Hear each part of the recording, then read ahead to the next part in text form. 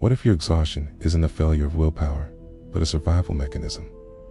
What if the shame you carry about being unproductive isn't yours to hold, but something you learn to believe in order to survive a world that never asked how you were really doing? We live in a culture obsessed with output, the hustle, the discipline, the dopamine detox.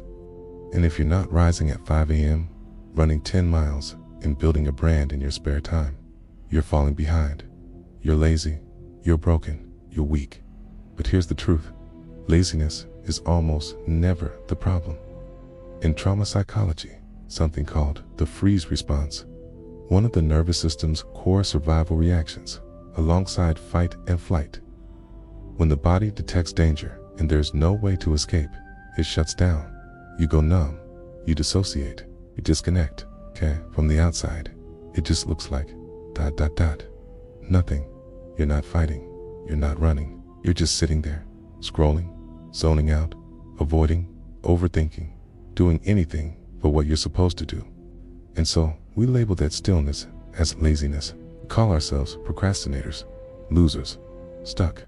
But what if that shutdown was your nervous system trying to protect you? What if you've been running on fumes for so long that your body is finally saying no more?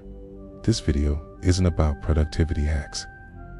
It's not about fixing your life. It's about reframing it, truthfully, through the lens of trauma, nervous system, fatigue, and the invisible burden of emotional survival. 'Cause you're not lazy, you're coping. And the fact that you're still here, despite everything, is proof that your body is doing its best to keep you safe. So, let's take a closer look. Not at what you're failing to do, but what your body and mind might be trying to tell you. Let's begin with a simple truth. You are not a robot. You are a living, breathing organism, and your nervous system, the command center of your body and mind, was built for survival, not productivity. So when you're exhausted, distracted, forgetful, overwhelmed, that's not a glitch, that's a signal. In trauma therapy, there's a concept called the window of tolerance. It's the emotional bandwidth within which you can function calmly and think clearly. When you're within that window, you're capable of feeling stress without shutting down. You can regulate your emotions, solve problems, and stay present. But when you've been under prolonged stress, especially the kind that comes with trauma, instability, perfectionism, or emotional neglect, that window gets smaller. Tiny things start to feel overwhelming. You can't focus. You snap easily. You zone out for hours. You stop caring. And that's not because you're lazy. It's because your nervous system has left the window. For some people, that means fight or flight, a hyperesis state where they become anxious, irritable, restless.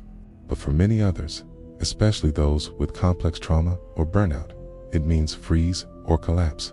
They go numb. They can't start tasks. They feel nothing. They feel everything all at once. This isn't disinterest, it's survival. Let's be clear. No one chooses to be in a freeze state. It's not laziness. It's not self-sabotage. It's your autonomic nervous system doing its job, deciding, often unconsciously, that shutting down is safer than pushing through. Dr. Gabor, a trauma expert, puts it simply. Trauma is not what happens to you. It's what happens inside you as a result of what happens to you. And what happens inside many of us when we've been hurt, ignored, overwhelmed, is that our brains learn, if I do nothing, I'm safe. If I don't try, I can't fail. If I don't speak, I can't be punished. If I don't move, maybe the danger will pass. This adaptation is ancient, evolutionary. It's the same mechanism that causes animals to play dead when cornered. And yet, we call it laziness when humans do it. Take Haru from Yuka. At first glance, he seems like the poster child for laziness. He avoids work, naps in class, and famously says, "If I don't have to do it, I won't. If I have to, I'll make it quick." But as the series unfolds, it becomes clear. Haru isn't lazy. He's protecting himself. He's someone who has learned not to expend more energy than necessary. Not because he's indifferent, but because the world never gave him a reason to believe his energy would be seen, valued, or rewarded. He's hyper-aware, emotionally intelligent, and deeply observant, but he hides it because somewhere along the way, he internalized the belief that showing up fully would only lead to disappointment. That's not a character flaw. That's a nervous system in self-preservation mode. Here's a paradox. Sometimes lazy people are the same ones who once overfunctioned. They were the perfectionists, the strata students, the people who always said yes, who never asked for help, who earned love by being useful. And when they burn out, when the nervous system can't sustain that output anymore, they collapse. Not because they became lazy, but because they were never allowed to rest in the first place. Laziness is often the crash that comes after years of being gone. Years of being the strong one, the dependable one, the quiet achiever, till your body finally says, I can't. And instead of being met with compassion, you're met with shame. A society that says, just push through, as if healing were a matter of effort, not biology. If you've ever tried to take a break, but found yourself more anxious, more depressed, more ashamed, that's not failure. That's trauma surfacing. Because for some people, rest feels unsafe. Stillness brings up the voices they've spent years trying to silence. You're wasting your potential.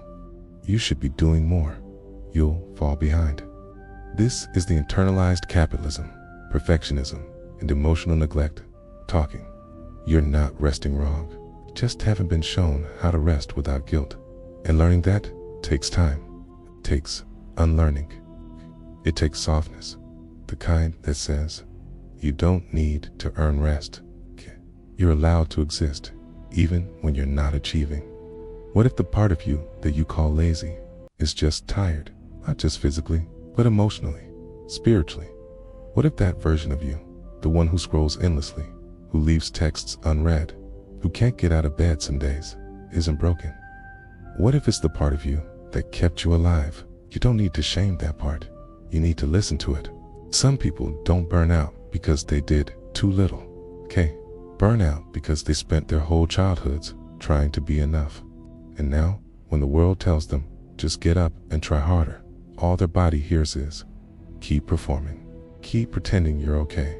But the body isn't fooled anymore. According to trauma expert Dr. Gabor, chronic fatigue, disconnection, and lack of motivation are not moral failures.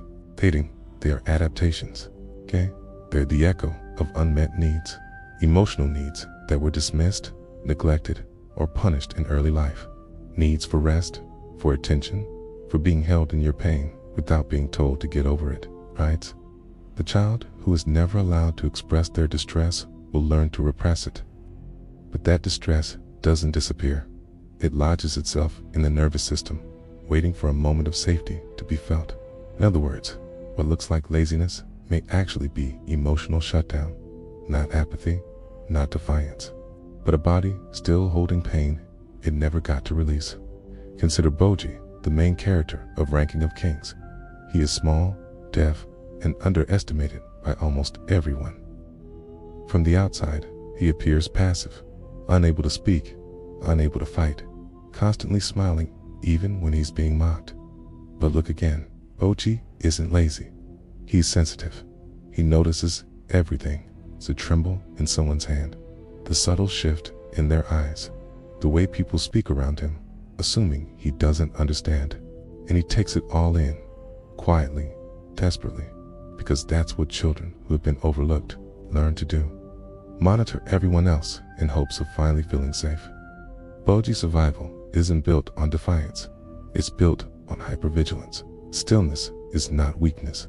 It's the freeze response, dressed as politeness, appeasement, goodness, and, for a long time, no one sees the weight of that. No one sees how heavy it is to carry disappointment on your back and still smile. Or take Shouko Nishimiya from A Silent Voice. She is kind. It's too kind. She apologizes constantly. She says sorry for things that aren't her fault, for her deafness, her struggles, even her presence. She has internalized a belief that many trauma survivors carry. If I'm not easy to love, I don't deserve to be here. Though she becomes easier, quieter, more accommodating, till her entire identity is built around minimizing her needs. Her silence isn't peaceful. It's not acceptance. It's the psychological armor of someone who has learned that asking for too much or anything at all makes you a burden. What others see as sweet or shy is actually a life of self-erasure. Because that's what trauma does when it goes unrecognized. It turns coping mechanisms into personality traits. Here's something most people don't realize. Motivation is a privilege of a regulated nervous system. When you are safe, rested, and emotionally held, you can think about purpose. You can chase dreams. You can plan, focus, execute. But if your body is locked in a chronic survival state, if you're always scanning for threats, even subconsciously, then motivation feels impossible. Sometimes even cruel. You're not lazy for not having energy. It's trying to survive with a brain that still thinks the danger hasn't passed. It's because the danger wasn't just one traumatic event. For many, it was years of feeling unseen, unheard, or unworthy. And now, even in moments of stillness, your body doesn't trust rest. Your mind can't believe you're allowed to stop running. That's not a lack of discipline. That's a nervous system that's been on edge for too long. One of trauma's most tragic tricks is this. Even when you collapse from the weight of what you've endured, you still blame yourself for falling. You say, "Why can't I just get it together? Why am I like this? Other people are functioning. What's wrong with me?" But let's be honest, you were never taught how to rest safely. You were taught that rest equals laziness. That softness equals weakness. That love is earned through productivity, sacrifice, performance. And so when your body finally rebels, when it stops pushing, stops pretending, stops pleasing, you don't recognize it as healing. You call it failure. But what if this shutdown is your first act of honesty? What if the part of you that can't get up isn't trying to ruin your life, but trying to finally get your attention? Not with anger, not with force, just with stillness. It's a stillness that whispers, "Please stop calling me lazy. I'm trying to tell you I'm not okay." Let's reframe a few common lazy patterns through a trauma lens. Procrastination, not because you don't care, but because starting feels overwhelming. Every step feels like a test you're sure you'll fail. Oversleeping, not because you're undisciplined, because your nervous system is trying to recharge after days, weeks, or years of running on adrenaline. Zoning out, not because you're disinterested, but because your brain is protecting you from emotional overload. It's lack of ambition, not because you're apathetic, but because somewhere along the way, you learned that wanting too much leads to disappointment. Okay? These aren't character flaws, they're defense mechanisms. Okay? If you look closely, they all trace back to the same root: unacknowledged pain. It's easy to romanticize healing as a journey of breakthroughs and productivity. But real healing often starts with permission. Permission to feel tired. Permission to go slow. Permission to not perform your worth for others. So, if all you did today was survive, that matters. You paused for a moment and let yourself feel the ache behind your stillness. That's progress. Because maybe you're not broken, okay? Maybe you're just finally listening to the parts of you that have been screaming silently for years. And if so, that's not laziness. That's the first step toward coming home to yourself. Perfectionism doesn't always look like color-coded planners or flawless routines. Sometimes it looks like shaking hands that won't let go of responsibility. Like always, being the strong one. It's like apologizing for your exhaustion, as if being tired from carrying too much is a crime. We think of perfectionism as ambition, but often it's fear wearing a mask. The fear of being seen as messy. The fear of being loved less if we fall apart. The fear of being ordinary in a world that only praises the extraordinary. And beneath that fear, shame. Carl Jung spoke of the shadow, the parts of ourselves we hide, suppress, or deny. Not because they're evil, but because somewhere along the way we were taught they were unacceptable. A tile isn't just rage, jealousy, or darkness. It can be rest, atika, softness, vulnerability, imperfection. And so, many of us build our identity in opposition to the shadow. We become the caretaker, the achiever, the one who never asks for help, because admitting we need help makes us feel like we're failing. We believe we must earn our place in people's lives, not by being who we are, but by being who they need. And that's where the cage begins. Isuka Midoriya, from My Hero Academia, wants to be a hero. Not just because it's noble, but because he believes it will prove he's enough. Every punch he throws, every injury he endures, is a sacrifice on the altar of worthiness. He breaks bones for approval. He pushes past his limits again and again, not to protect others, but to silence the voice inside that says, "You weren't born special. You don't deserve this power." Midoriya's perfectionism isn't driven by ego, it's driven by core shame, belief that he has to become exceptional just to justify his existence in the narrative.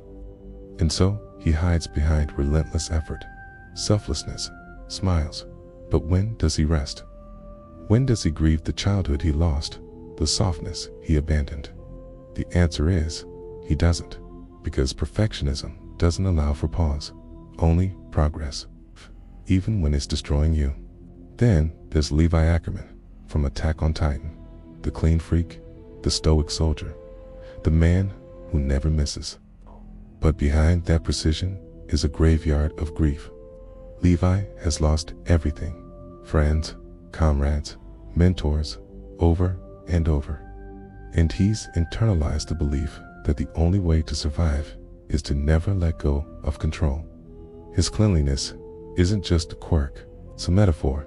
If he can keep his world spotless, maybe the blood won't stain him. If he stays sharp, maybe the pain won't catch him. He doesn't speak of his sorrow, he channels it into discipline.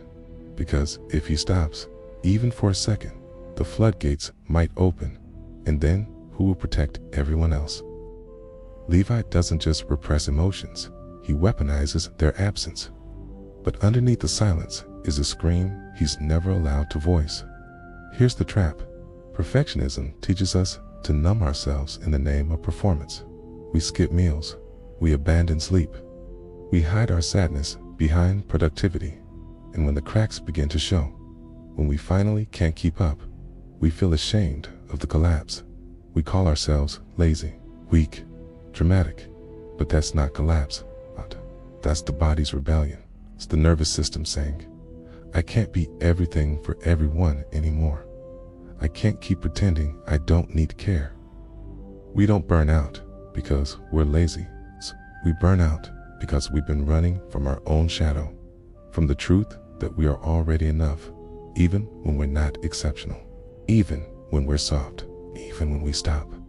Society praises the perfectionist, the overachiever, the one who never complains. But high-functioning people are often the most silently suffering because their pain goes unnoticed, even by themselves. You say, I'm just tired, but you mean, I haven't felt joy in months. Okay. You say, it's fine, I've got it, but you mean, I don't know how to ask for help anymore. You say, I'm just pushing through, but you mean, I forgot how to feel safe. And everyone keeps applauding your strength because they don't see that it's not strength, it's survival. A perfectionist isn't always someone who thinks they're better. It's often someone who thinks they're never enough and is working overtime to hide it. So when you can't get out of bed, when you miss a deadline, when you forget to respond, to show up, to smile, pause, not to punish yourself, but to ask, what part of me have I been ignoring in order to be perfect? Because that version of you, the tired one, the overwhelmed one, the soft one, she doesn't need to be fixed. She needs to be heard. Maybe perfectionism helped you survive once, okay? But now it's asking for your exhaustion as payment, okay? And maybe it's time to say no. Maybe it's time to choose rest before collapse, gentleness before guilt, wholeness over performance. Because the truth is, you were never meant to be perfect. You were meant to be real. There's a quiet panic that lives beneath modern life. The sense that we're always behind in our careers, behind in healing, behind in becoming the version of ourselves we think we should be by now. Even in recovery, we compete. How long did it take you to stop feeling that way? Why am I not better yet? But healing isn't linear. It's not a staircase. It's a spiral. Some days you move forward. Some days you circle back. Some days you just lie still. And that stillness, it's not laziness, it's repair. You've probably heard of Maslow's hierarchy of needs, the triangle that places self-actualization at the top: purpose, passion, fulfillment. But those things only flourish once the base is solid: safety, stability, belonging. Without those, you're not lazy for struggling.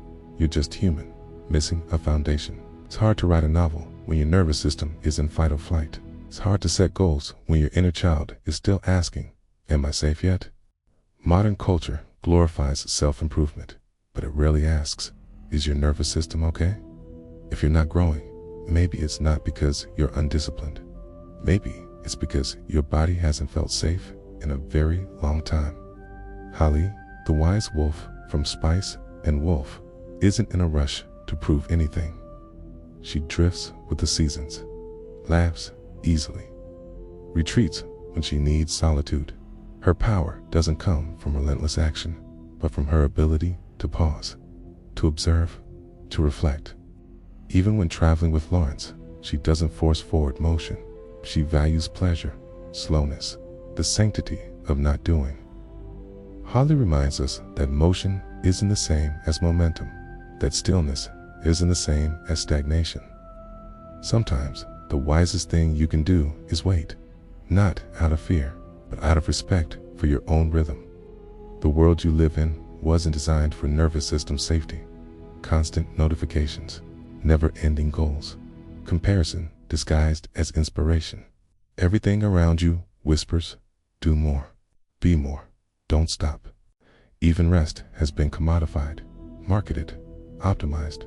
You're told to meditate so you can be more productive, not so you can be at peace. But healing isn't productivity. It's not a checklist. It's not a globe. Real healing looks like canceling plans without guilt, saying no even when it disappoints, sleeping through your alarm because your body needed to, not having an answer when someone asks, "What are you working on?" These things aren't regressions. They are realignment. Itachi Uchiha from Naruto is a tragic symbol of sacrifice. He gives everything: his clan, his identity, his reputation for peace. And yet, in all that giving, he never learns to receive, to let himself be comforted, to ask for help, to grieve. His healing never arrives because he never believes he deserves it. He's always planning, sacrificing, enduring, because somewhere along the way, he absorbed the belief that his pain was the price of others' safety. Sound familiar? Many of us carry that same hidden contract. If I keep suffering quietly, maybe everything else will be okay. But suffering isn't noble when it becomes self-erasure. You are allowed to choose ease without justifying it. You are allowed to want rest without earning it through pain. If you've been taught that to matter, you must always be moving. But sometimes, the bravest thing you can do is stop running, to sit with the ache, to stay when it's uncomfortable, to be with yourself, even when that self is messy, unmotivated, unsure. Because presence is not passivity, it's power, especially when the world tells you to keep going no matter what. When your nervous system is dysregulated, everything feels like danger, even joy. Your brain doesn't know how to hold stillness without suspecting threat, so you keep going, even when it's killing you softly. But healing asks you to trust the slowness, to trust that the cocoon is not a coffin, it's a container. Maybe today you didn't journal. Maybe you didn't meditate, or stretch, or tackle your to-do list. Maybe you just got out of bed, stared at the wall, and tried to remember how to be a person. That's not failure. That's survival. And survival is is a form of success we don't honor nearly enough. The flower doesn't bloom every day. The tide doesn't crash every second. So why should you? Healing is not a straight line. It's a quiet rebellion against the idea that you must always be doing to be worthy. Sometimes the most powerful thing you can do is nothing and live anyway. There is a moment in healing when you stop asking, "What's wrong with me?" and start asking, "What happened to me?" That shift from self-blame to self-understanding is where everything begins to soften. Because maybe you're not failing. Maybe you're just human. For too many years of pretending to be invincible, we live in a world obsessed with timelines. By 25, I should have. By 30, I should be. If I were normal, I'd already. But there is no calendar for healing, no milestone chart for grief, no syllabus for rediscovering joy. Some people rebuild in months, others in decades, most of us in loops. Yet we punish ourselves for not being better fast enough, not even knowing what better means. But here's the truth. You are not behind, because there is no race. And if there was, who exactly are you racing against? Someone else's survival mask? Someone else's highlight reel? Healing is not a competition, it's a homecoming. We often admire Tanjiro Kamado for his compassion, but what's more quietly powerful is how he treats himself. After brutal battles, he doesn't force himself to bounce back. He lies down. He sleeps for days.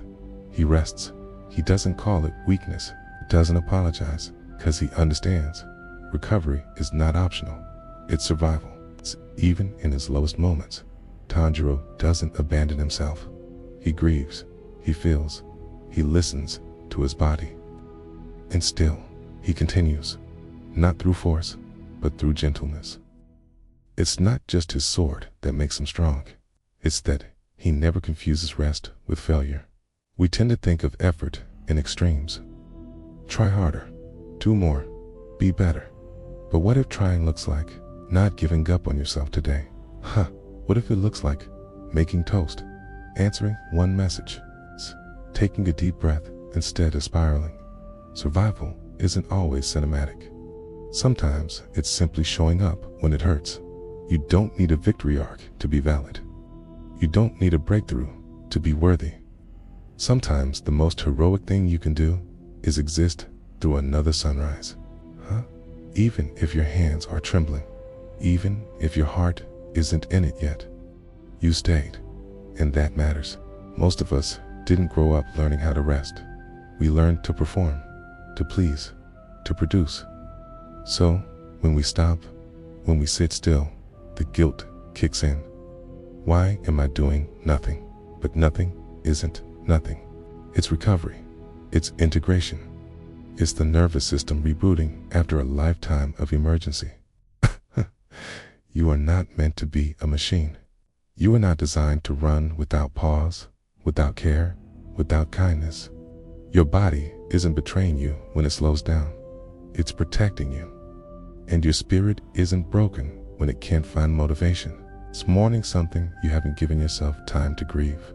Not epiphanies, not globes, not some cinematic moment of triumph. Maybe healing looks like not gaslighting yourself today. It's drinking water. It's crying when you need to, even if no one understands why. Giving yourself permission to not explain your pain. Maybe healing looks like not deleting that message, or opening the curtains, or laughing, even though part of you still hurts. You are not behind for still being in process. You are alive. And that's the only milestone that matters right now. Maybe you're not broken. Maybe you're just finally tired of pretending you're fine. It's not weakness to stop pretending. Strength is the strength to be real, to let the mask slip, to say, I'm here and I'm struggling, okay? And that doesn't make me less worthy of love. 'Cause the world taught you to hide your softness, to equate burnout with bravery, to call collapse a character flaw. But you were never broken. You were just surviving the best way you knew how. And now, maybe you're ready for something gentler. Not because you've healed enough, but because you've hurt long enough. And softness isn't the reward for strength. It's what you deserved all along.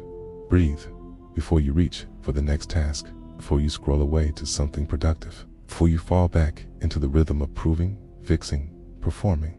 Just breathe, because maybe what you need right now is not another push forward, but a moment of stillness, a pause to remember you're not lazy, you're tired, you're human, and you're allowed to be. We live in a world that praises, grind, and hustle, a world where burnout is a badge of honor and exhaustion is just a part of being strong, a world that confuses overextension with dedication.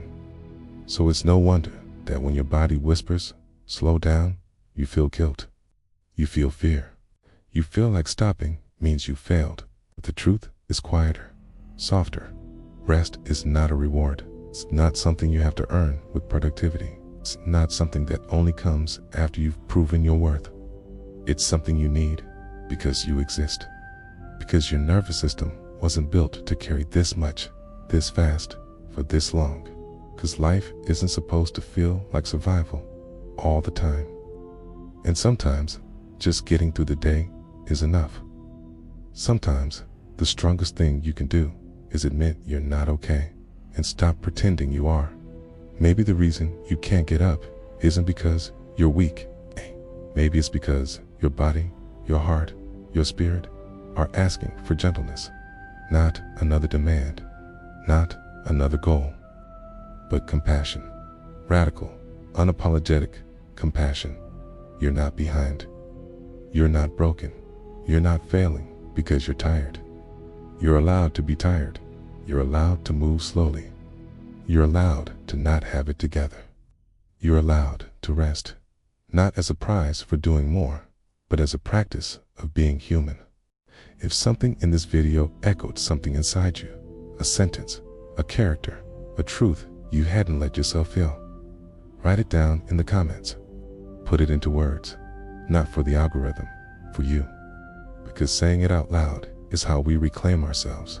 And if there's a character you want us to explore next, someone who carries your kind of quiet weight, tell us. This channel isn't just ours, it's yours too. So until the next one, remember this: you don't have to be extraordinary. You just have to be real.